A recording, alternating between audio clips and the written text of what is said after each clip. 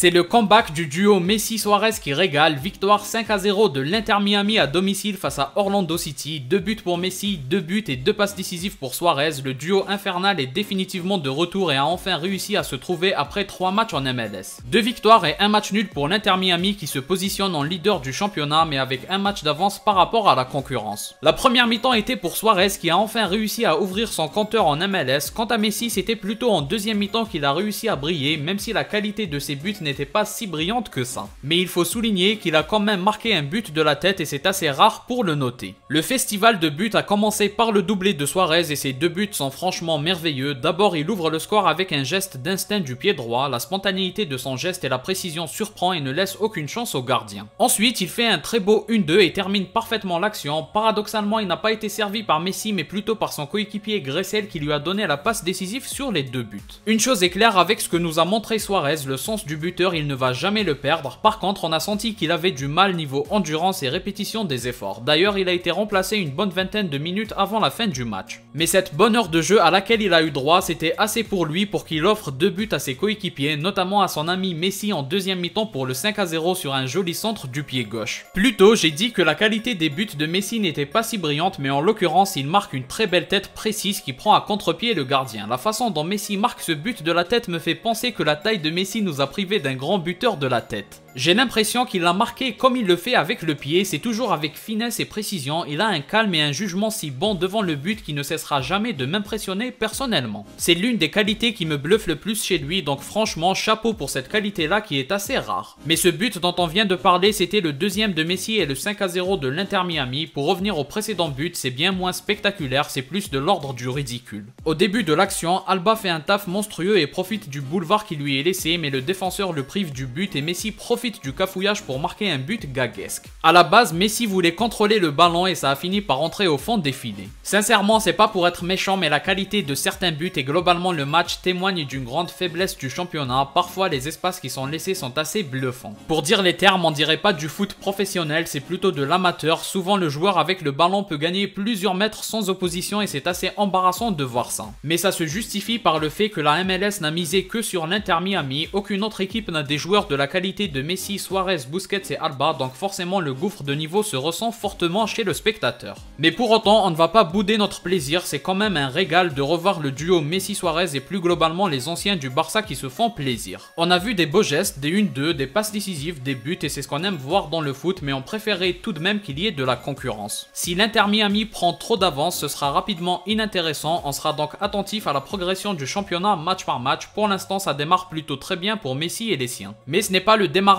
parfait non plus puisqu'ils ont fait 7 points sur 9. Comme d'habitude, n'hésitez pas à donner votre avis en commentaire. Si vous avez aimé, laissez un like et abonnez-vous pour ne rien rater. Partagez aussi la vidéo pour me soutenir. Moi je vous dis à la prochaine, portez-vous bien.